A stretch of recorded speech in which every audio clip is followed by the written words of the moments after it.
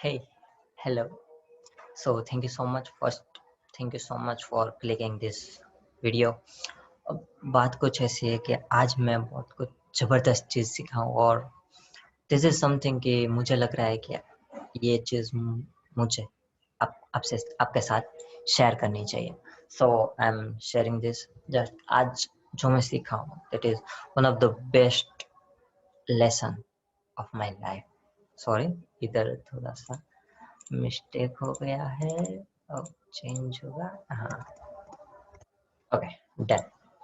So one of the best lesson of my life जो मैं आज आपके साथ शेयर करने जा रहा हूँ. मुझे पता नहीं आपका आपका एक्सपीरियंस हो चुका है या बाकी है. So I am just sharing with you. Okay, so first of all आज जो टॉपिक है जो मैं सीखा हूँ that is difference between reading and understanding.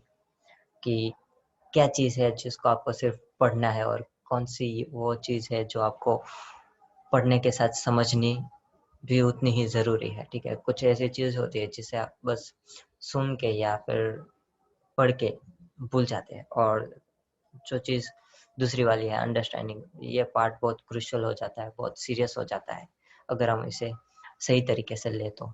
सो मेरे साथ क्या हुआ था, मैं अपना एक एक्सपीरियंस, एक एग्जाम्पल जो रियल में हुआ था, जो जिसके बेस पे मैं ये वीडियो बना रहा हूँ, जो मैं आपके साथ एक बस रुको एक ही सेकंड में शेयर करने वाला हूँ. दैट इज कि ये जो बात है, मैं जब लॉकडाउन हुआ था मैं अपने घर पे आ गया था. और घर पे आके मैंने भगवत गीता के बारे में बहुत सुना था. ठीक, तो मैंने सोचा चलो आज पढ़ ही लेते हैं.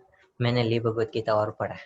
पढ़ा मतलब पढ़ा, रीडिंग की. ओके, सुन देख रहे हो जो फर्स्ट वाला कैसे, जो हम डिफरेंस जानने के लिए जा रहे हैं, that is reading and understanding. के जो रीडिंग वाला पार्ट है उसके लिए जो जो घटना हुई थी वो ये है कि मैंने भगवत गीता पढ़नी शुरू की थी. ठीक है, तो मुझे आज याद आया क्योंकि आज मैंने कुछ समझा है इस श्लोक पे. ठीक है, तीसरे अध्याय का 11वां श्लोक है जो मैंने उस टाइम पढ़ा था. उस उसको मैंने जब ये इंटरप्रेट किया था तब के टाइम में वो कुछ इस तरह का था कि इधर जो लिखा है कि तुम लोग इस यज्ञ के द्वारा देवताओं को उन्नत करो और वे देवता तुम लोगों को उन्नत करेंगे. ओके, इस प्रकार निस्वार्थ भाव से एक दूसरे को उन्नत करते हुए तुम लोग परम परम कल्याण को प्राप्त हो जाओगे. मैं जो पढ़ा और मुझे जो समझ आया, ठीक है, समझना दूर की बात है, जो मैंने पढ़ा वही मैंने मान लिया. मतलब क्या, यज्ञ के द्वारा देवताओं को देवता यज्ञ, हमारे मन में जैसे ही यज्ञ आएगा, हम जैसे ही यज्ञ पढ़ेंगे तो मन में यही आएगा, दैट इज कि एक यज्ञ कुंड है, वहां पे अग्नि प्रज्वलित हो रही है और वो सब स्वाहा स्वाहा हम सब करते हैं. दैट इज समथिंग के जो नेचुरल है और वो हमने वही यज्ञ देखा है. मेरे दिमाग में वही आया. फिर देवताओं मतलब एक कोई है ऊपर जो ऐसे हमें वरदान दिए जा रहा है और हमें उन्नत किए जा रहा है. बेसिकली और निस्वार्थ भाव से आपको करना है, ये सब एक दूसरे के लिए करना है तो हम कल्याण को प्राप्त हो जाएंगे. जो मैं समझा है इस पर्टिकुलर श्लोक से उस टाइम पे जब मैं पढ़ रहा था, तब वो कुछ ऐसा समझा कि मुझे कुछ नहीं करना है लाइफ में. One thing which I have to do that is कि यज्ञ करना है और देवता को प्रसन्न करना है, उन्नत करना है. देवता मुझे उन्नत करेंगे, मुझे वरदान देंगे और मैं मेरी life settle, everything is fine. ये करना है, मुझे सिर्फ यही करना है और सब सेटल हो जाएगा, सब मैनेज हो जाएगा. एंड देन मुझे खुद से मतलब थोड़ा कॉन्ट्राडिक्शन हुआ कि यार ऐसे तो मैं कॉलेज कर रहा हूँ, सिर्फ यज्ञ करने से सब हो जाएगा. मतलब मैं पढ़ रहा था और सब रिलेट कर रहा था. यहीं तक आ गया और कुछ ऑपोजिट बातें मन में चली और बस यहीं से फिर मैंने गीता पढ़ना छोड़ दिया था. और आज जाके 1 साल हो गया है, वो मार्च 2020 से छूटा था और आज 1 साल और 2-3 मंथ्स हो गए. और फिर आज जो हुआ, मतलब मैं किसी एक यूट्यूब के सोर्स से पढ़ रहा था और वो बेसिकली पढ़ नहीं रहा था, समझ रहा था. वो जो है वो वर्ड बाय वर्ड समझा रहे थे गीता को. और जब ये श्लोक आया और उन्होंने जो समझाया और मुझे जो समझ आया आज वो कुछ इस तरह आता था। ये अब तक का था, वो था रीडिंग का पार्ट, जो रीडिंग में होता है, जो मेरे साथ हुआ।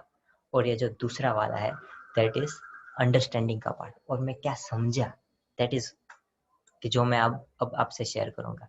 कि यही लिखा है ना कि तुम लोग इस यज्ञ के द्वारा देवताओं को उन्नत करो और वे देवता तुम लोगों को उन्नत करेंगे। ओके, इस प्रकार निस्वार्थ भाव से एक दूसरे को उन्नत करते हुए तुम लोग परम कल्याण को प्राप्त हो जाओगे।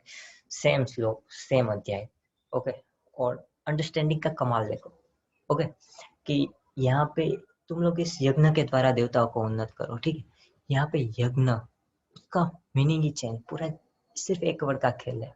ठीक है, उस शब्द का अर्थ है कर्म। तुम अपने काम के द्वारा देवताओं को उन्नत करो। यहाँ पे देवता और कोई नहीं है, देवता वही है जो कोई पर्सन है जो सेल्फलेस है, जिसका कोई स्वार्थ नहीं है और वो सबका भला चाह रहा है।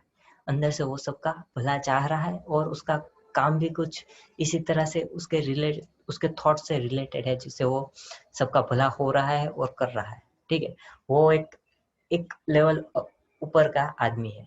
ठीक है, वो सामान्य जो लोग होते हैं उससे एक लेवल ऊपर का आदमी है। सो दैट इज थिंग कि आपको अपने यज्ञ के द्वारा, अपने काम के द्वारा, अपने सहयोग के द्वारा देवताओं को प्रसन्न, मतलब कि उन्नत करना है और उनके साथ काम करना है। मतलब आपको उस रास्ते पे चलना है कि जिस रास्ते पे वो चले हैं वो सबका भला कर रहा है सेल्फलेस होके। तो आपको सेल्फिश नहीं बनना है। सेल्फिश मुझे भी, हम लोगों को भी सेल्फलेस बन के काम करना है और उनके साथ उन्नत करना है। सेल्फलेस होकर काम करें तो दोनों उन्नत होंगे, मतलब सबका आगे क्या होगा, प्रगति होगी।